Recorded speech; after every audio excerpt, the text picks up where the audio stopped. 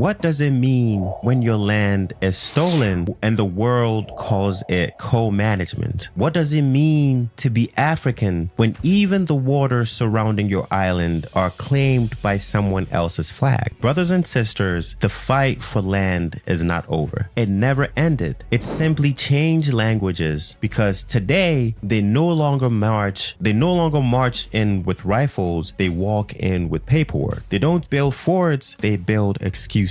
And in the shadows of the Indian Ocean, Madagascar is bleeding in silence. They call them the Îles Éparses, all remote, rich in oil, gas, fish, and power. But let me ask you this. If these islands are truly scattered, then why are France's hands always perfectly positioned to gather them? Let's be clear. These islands are not French. They never were. They sit just off the coast of Madagascar, a nation with centuries of history, royalty, and resistance. But like so many African lands, they were swallowed in silence, taken during colonization, and kept after independence, and now defended in international courts with smiling diplomacy. No tanks needed, just treaties written in foreign tongue, and the arrogance to say we will manage them together. Tell me if someone robs you or someone robs your home, moves in and offers to share the kitchen. Does this make them generous or guilty? This isn't just about Madagascar. It's about sovereignty. It's about dignity. It's about how long Africa will continue negotiating with thieves over terms of our own liberation. Because if we allow our islands to be managed, we're managing our own erasure. Let's break it down simply, clearly, like explaining it to a 5-year-old. Madagascar is not just an island. It's one of the oldest landmasses on Earth, a kingdom before Europe even knew it existed. The Malagasy people ruled themselves with queens, courts, and culture long before France ever learned to say colonize. But everything changed in the late 1800s. In 1855, a French businessman named Joseph Francois Lambert tricked his way into Madagascar. He signed what's now called the Lambert Charter, a shady contract that gives him rights to the island's land,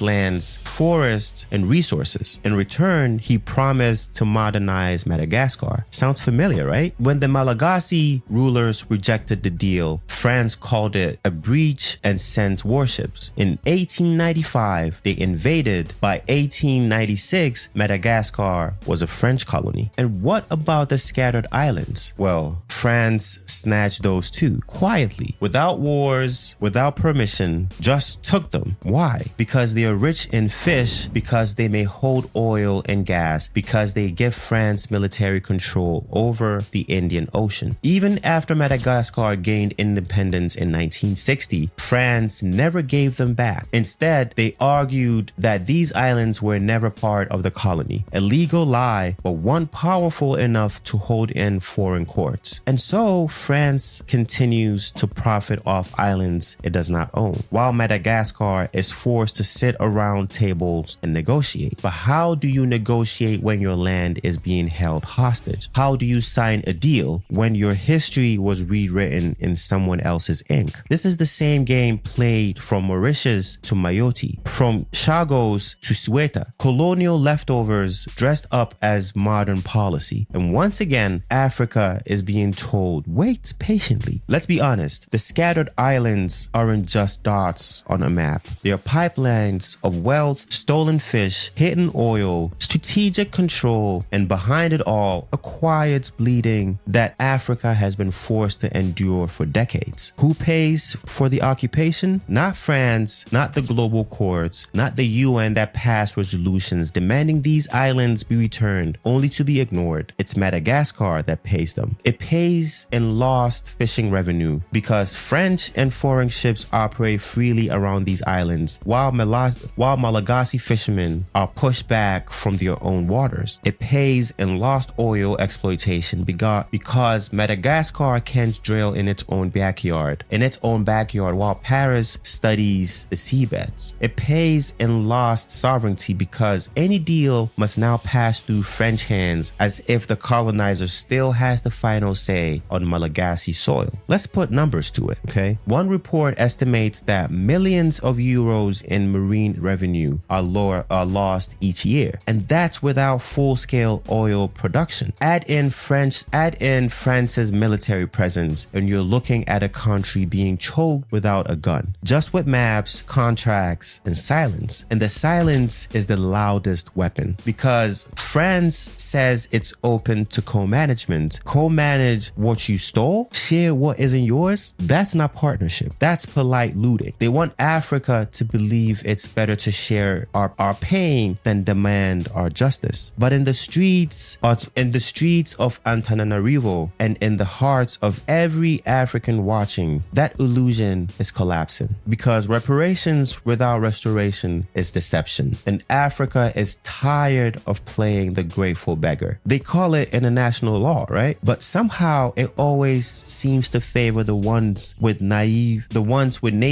not the ones with ancestors buried in the soil. Let's break it down like we're talking to a child, because the logic is that simple. When Russia moved into Crimea, the world called it a violation of sovereignty. When France refuses to return Madagascar's islands after a clear UN resolution, they call it strategic necessity. When one does it, it's invasion. When the other does it, it's cooperation. Let me say it slowly. If you steal someone else's land, then offer to co-manage it, you're not offering peace, you're offering a contract on a crime. And the scattered islands aren't the first. Britain took Diego Garcia from Mauritius and built a foreign military base after deporting the islanders. France still controls Mayotte despite African Union objections, and now they refuse to release even the ashes of their colonial grip. Tiny islands, they say, are too valuable to return. Ask yourself, why now? Why does France hold on so tightly just as African nations begin to demand more control over their seas, right? Over their seas, their minerals, their resources. Well, because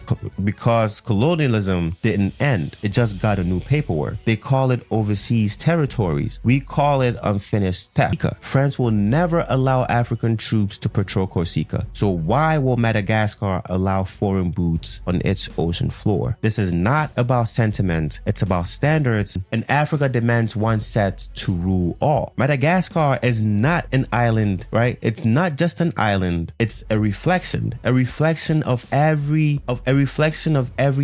Africa was, is, and could still be. This is where we ask the real question, not to France, but to ourselves. Will we keep marching to Paris for talks that lead nowhere? Will we keep signing memorandums while our ancestors' bones lie beneath colonized soil? Will we keep letting foreign navies secure our waters while African fishermen starve? Or will we realize that unity is not a dream? It's the only insurance against future theft. Let's be honest, no African nation alone could force France's hand, but together the AU could boycott all co-management deals unless France complies with UN mandates. SADC and COMSA could refuse maritime cooperation until the islands are returned. African countries could revoke military access, close surveillance routes, and reroute shipping lanes. If France can take and keep land in 2025, what stops others from doing the same tomorrow? And if we let this go unanswered, then what we're saying to every African child is simple. Your land is only yours until someone stronger wants it. But that's not the future we're building. The future we speak of is one where no African stands alone, one where sovereignty is not a negotiation, it's a declaration, one where we don't wait to be invited to the table, we build our own. To the youth of Madagascar, you carry the spirit of Queen Ranavalona.